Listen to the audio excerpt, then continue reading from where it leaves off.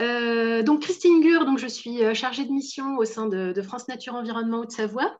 Donc FNE a participé ces dernières années au programme Interreg Fleurs locales que Céline a évoqué tout à l'heure. Et programme dans lequel nous avons initié et accompagné la mise en place de sites tests de végétalisation ou de revégétalisation avec des semences d'herbacées sauvages locales.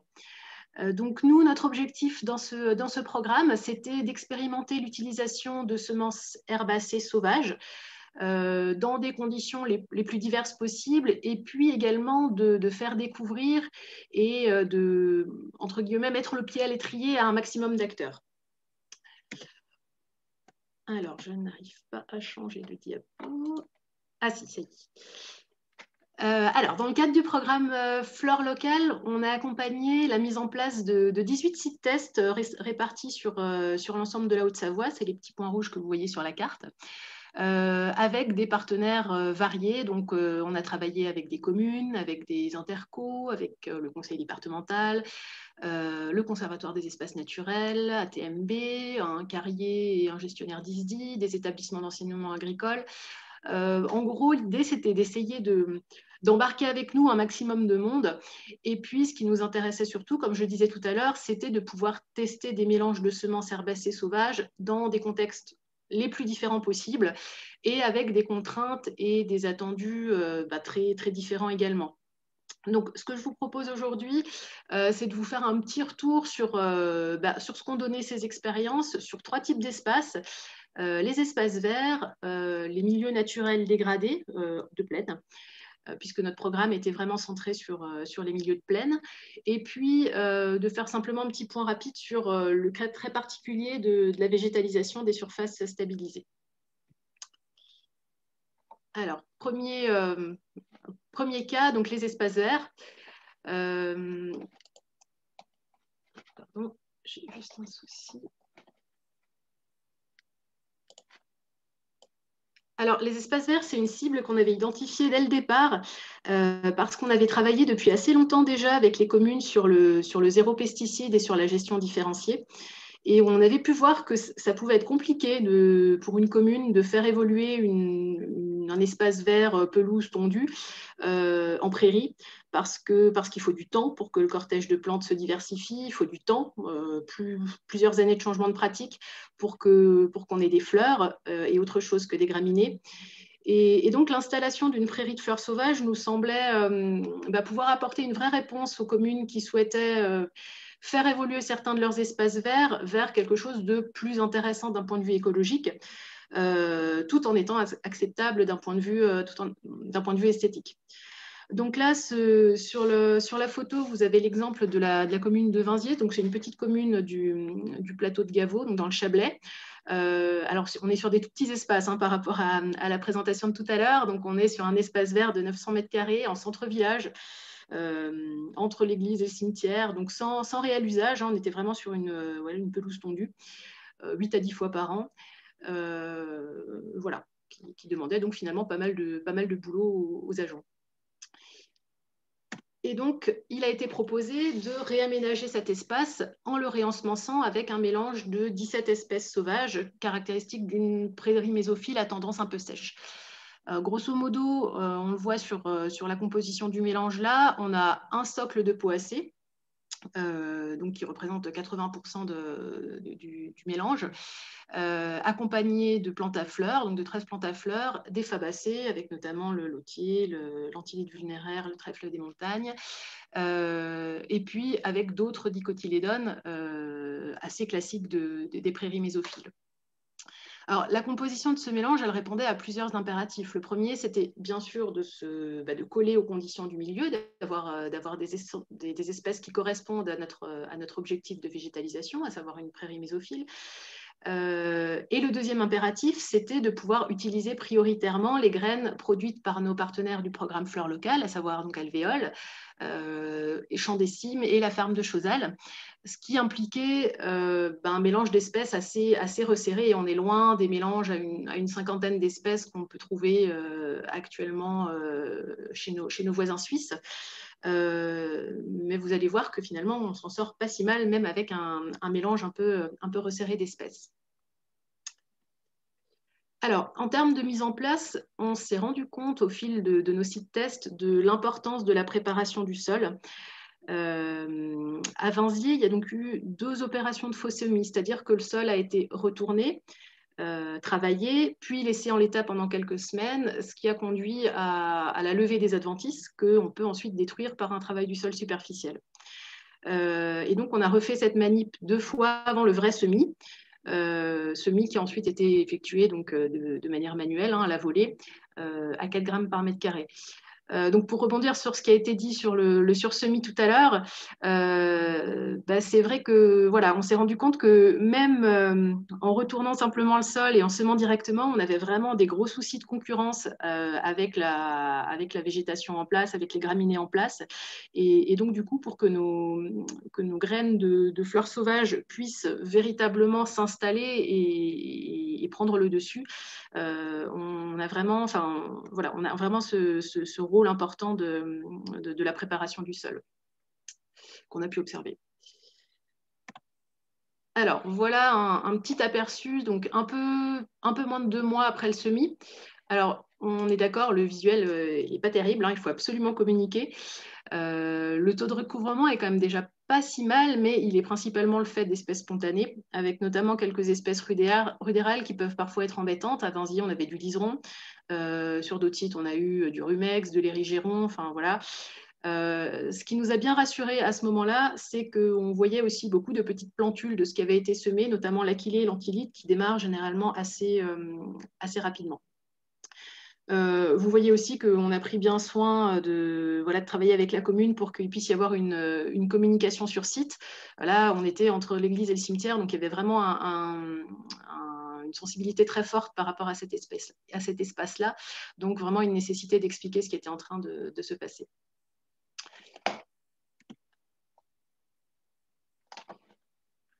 Voilà un aperçu donc 2 mois plus tard, à la fin de l'été.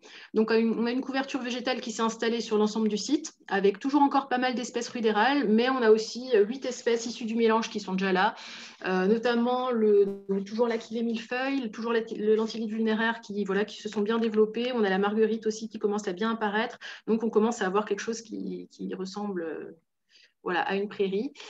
Et voilà ce que ça donne donc l'année suivante, juillet 2019. Donc c'est là qu'on a commencé à avoir de vrais retours positifs de la commune, des relevés qui montrent que 15 des 17 espèces semées sont là, de manière d'ailleurs très abondante pour certaines espèces, comme la marguerite, l'achillée millefeuille, l'antilite vulnéraire.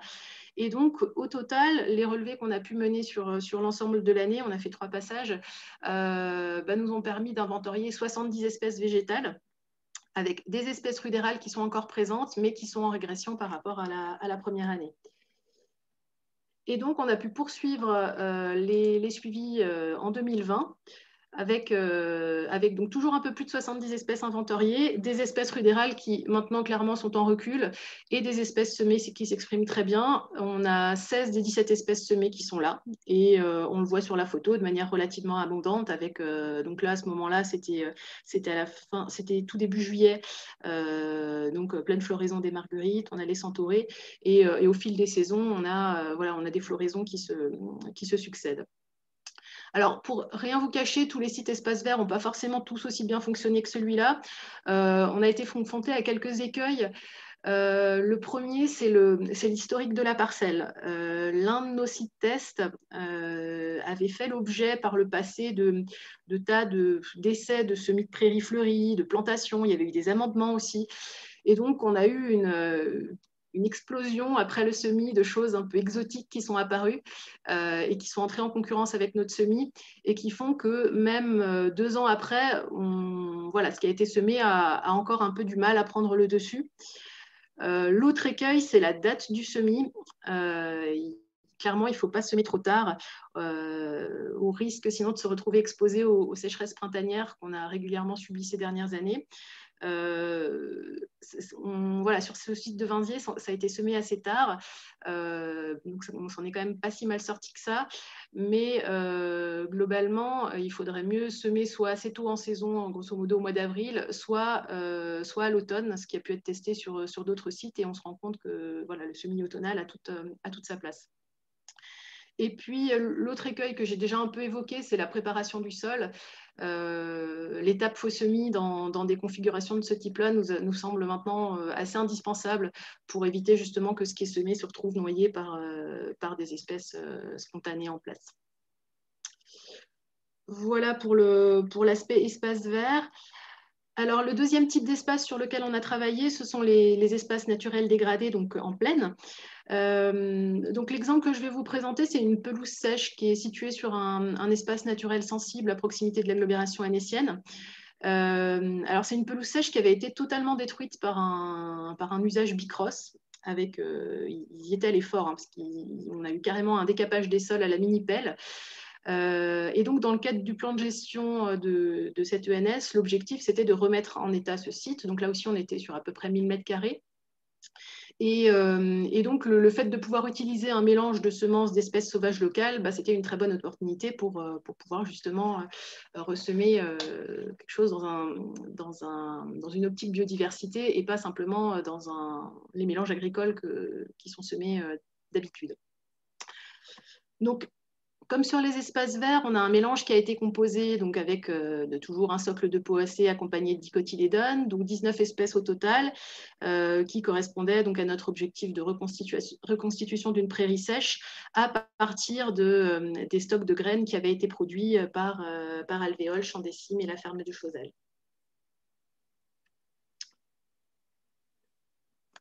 Donc les terrains ont été remodelés, les buttes à bicross ont été aplanis, le sol a été préparé et puis le semis a été effectué à la volée aussi au mois d'avril 2018.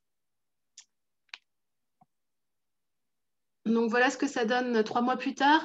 Donc on a un couvert végétal qui commence à s'installer, sachant que comme sur les espaces verts, on a au départ surtout des espèces spontanées, mais là aussi on avait quand même déjà certaines de nos espèces semées qui sont là au stade plantule. Et au fil de ce premier été, premier automne, on a 8 des 19 espèces semées qui se sont progressivement installées. Certaines de manière assez abondante, comme l'aquilée, on avait pas mal de plantains, de l'épierre droite aussi, de la petite pimprenelle. Donc vous le voyez, la zone avait été clôturée avec un panneau d'information, ce qui est en effet assez indispensable si le terrain est susceptible d'être fréquenté et piétiné pour éviter justement d'avoir un impact sur nos petites plantules. Donc l'année suivante, le couvert a poursuivi son installation. Les relevés qui ont été effectués au cours de l'année ont révélé plus d'une soixantaine d'espèces, parmi lesquelles, du coup, on a retrouvé 12 espèces semées et puis des espèces spontanées typiques des milieux secs comme du polygale, de la saponaire, de la bugrane jaune, bugrane rampante. Enfin, on a vraiment un cortège des milieux secs qui est venu accompagner notre semis. Par contre, on a eu sur ce site, et d'ailleurs on a toujours, une vraie problématique avec le solidage qui était présent sur les abords de la zone ensemencée et qui s'est donc rapidement installé sur la zone.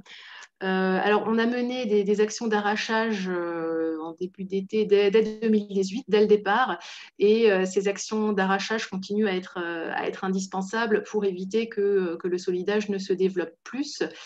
Donc, dans une moindre mesure, c'est les 2 autres encarts que vous avez à droite. On a aussi quelques spots de ronces et un peu de robiniers qui ont fait eux aussi l'objet d'interventions et qui sont toujours suivis.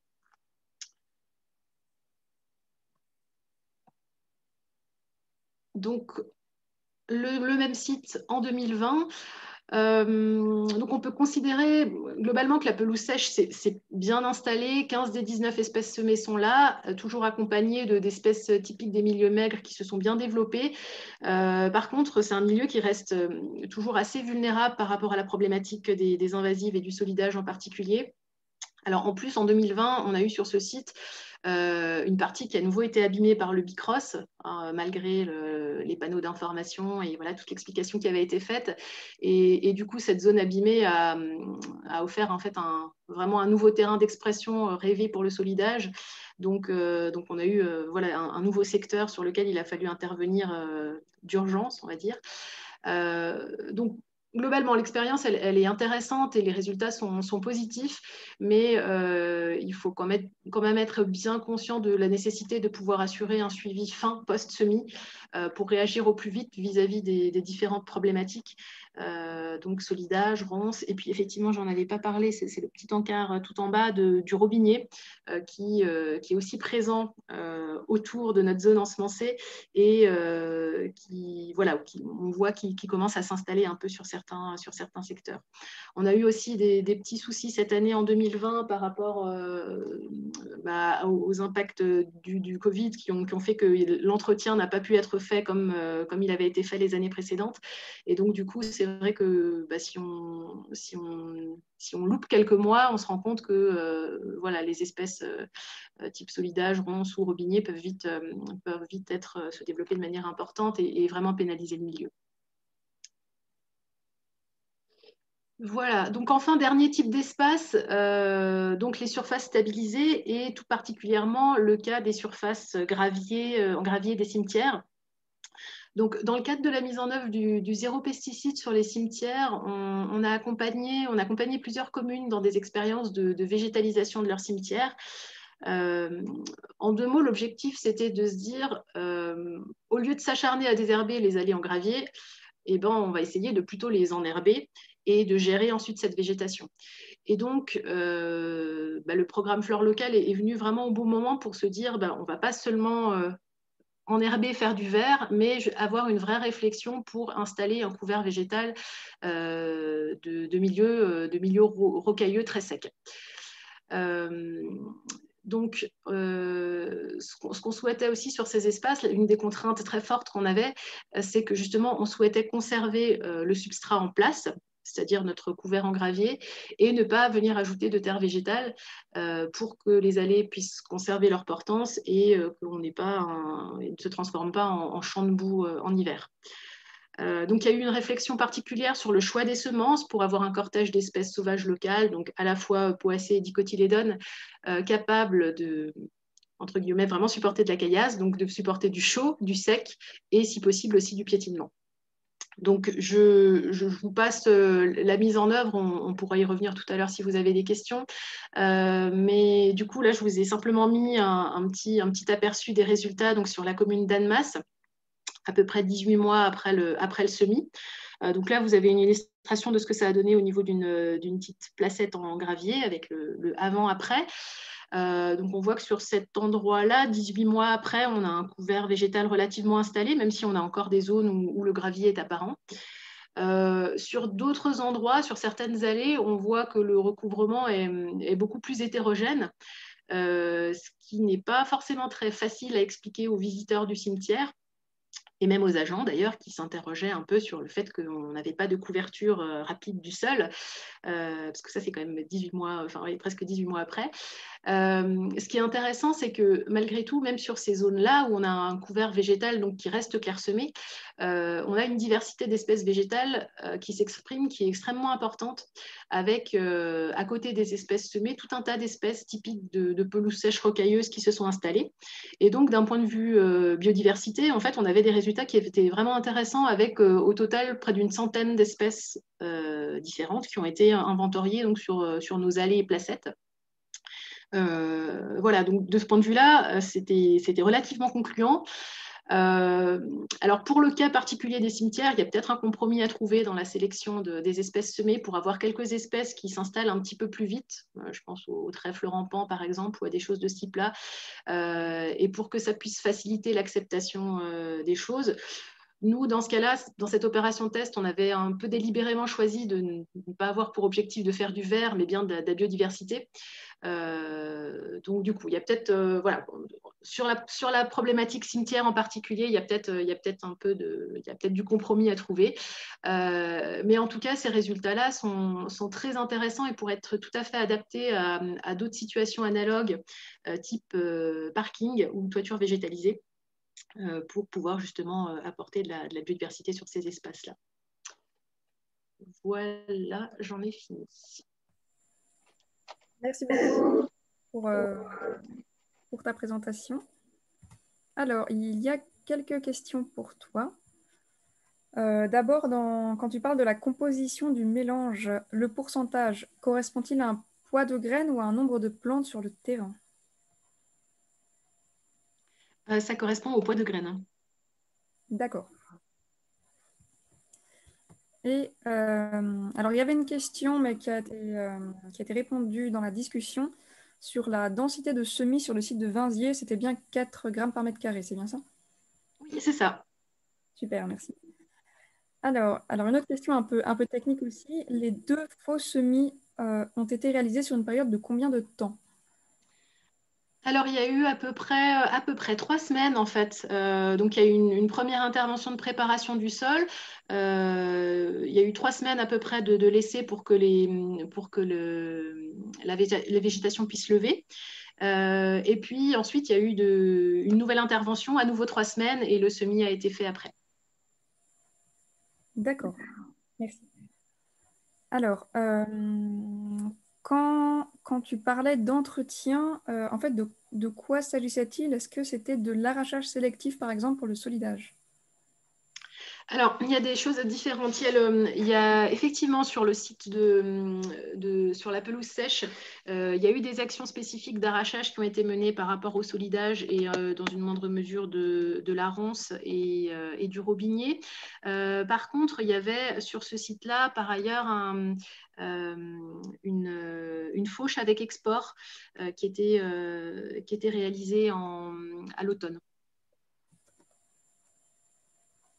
D'accord, merci. Alors, Alors, et peut-être juste par rapport à l'entretien, sur les espaces verts, ce qui a été réalisé comme entretien. Alors, la première année, vraiment, on a essayé c'était tout l'intérêt aussi d'avoir des suivis assez fins. C'est que la première année, on s'est vraiment adapté à chaque situation en fonction de comment la végétation s'installait. Est-ce qu'on avait un développement fort de certaines spontanées? On pouvait avoir des fauches avec export supplémentaires. Mais sinon, une fois que le couvert est globalement installé, on était sur des 2 fauches par an, avec une fauche à partir du 15 juillet, grosso modo, et puis une seconde fauche après à l'automne.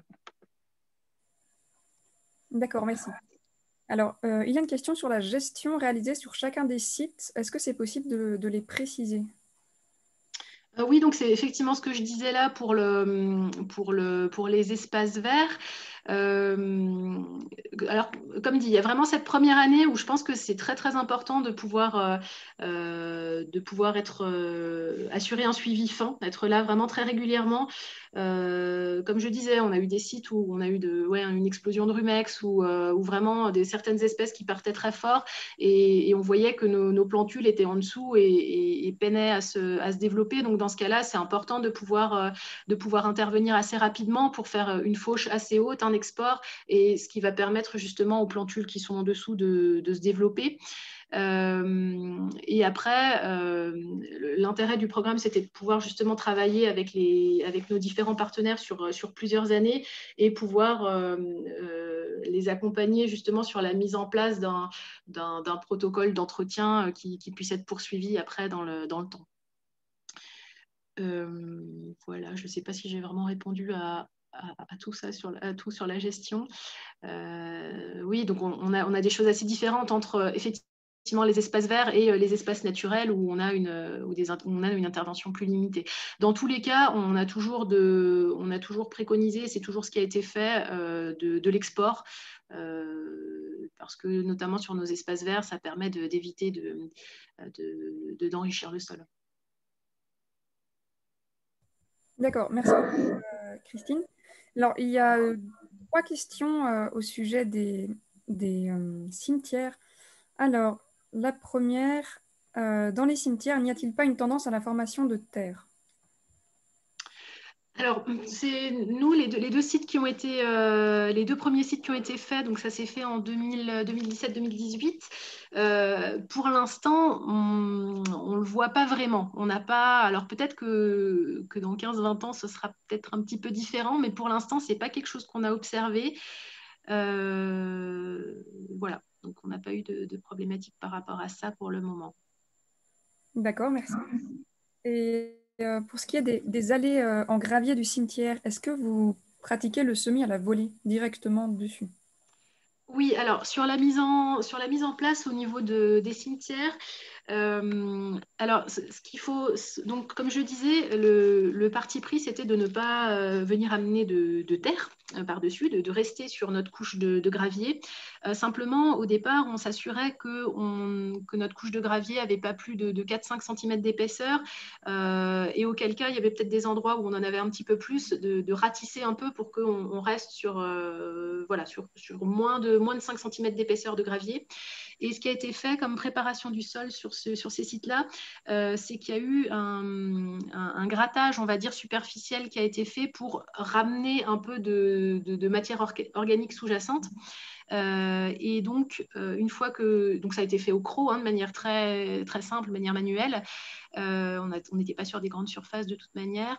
Et du coup, le semis a été fait à la volée, effectivement, de manière manuelle, avec bien un plombage pour que nos graines puissent coller au maximum au substrat. Il n'y a pas eu de. La zone n'a pas, enfin, les zones n'ont pas été clôturées parce que c'était pas possible de le faire au niveau du cimetière. On n'a pas non plus des fréquentations énormes, donc finalement, on s'interrogeait un peu par rapport à l'aspect piétinement, mais ça n'a visiblement pas. Ça n'a pas eu beaucoup d'impact.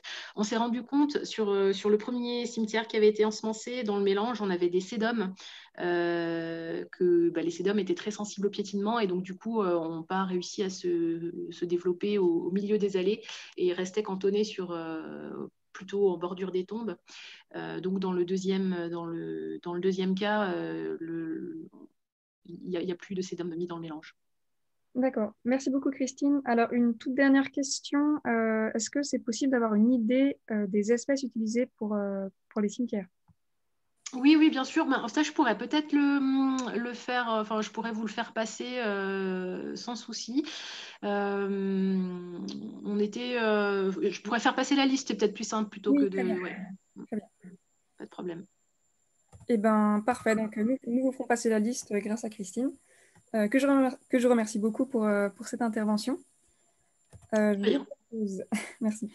Je vous propose d'enchaîner avec l'intervention de Jean-Luc Assensi et Sylvain Hugon de Bordeaux Métropole, qui vont nous parler de ce que c'est végétal local pour une métropole.